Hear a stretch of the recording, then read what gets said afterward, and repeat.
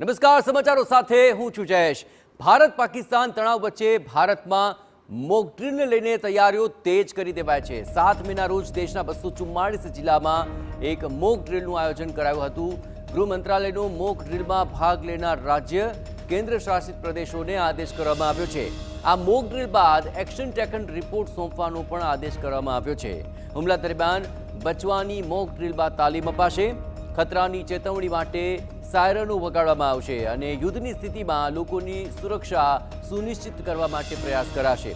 સામાન્ય લોકો અને વિદ્યાર્થીઓને તાલીમ આપવામાં આવશે, જ્યાં ક્રેશ બ્લેકઆઉટ કરી લોકોને સતર્ક કરવામાં આવશે। આપણે પણ જણાવ્યું કે ડ્રીલનો હેતુ લોકોને કટોકટીની પરિસ્થિતિ માટે તૈયાર કરવાનો છે।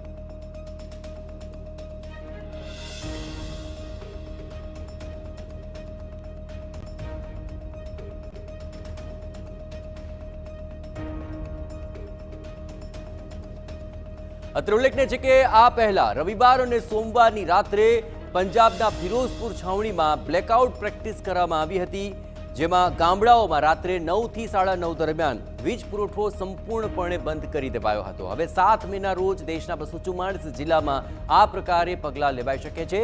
આ મોક ડ્રીલ બાદ એક્શન ટેકન રિપોર્ટ રજૂ કરવા પણ વિવિધ રાજ્યોને જણાવાયું છે। આ રિપોર્ટમાં મોક ડ્રીલનું આયોજન છે, તેમાંથી શું શીખવા મળ્યું અને શું સુધારા થયા તે તમામનો સમાવેશ કરાશે।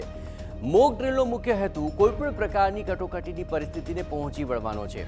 આવી મોક ડ્રીલ છેલ્લે વર્ષ 1971માં થઈ હતી અને તે ભારત પાકિસ્તાન યુદ્ધ દરમિયાન જ થઈ હતી।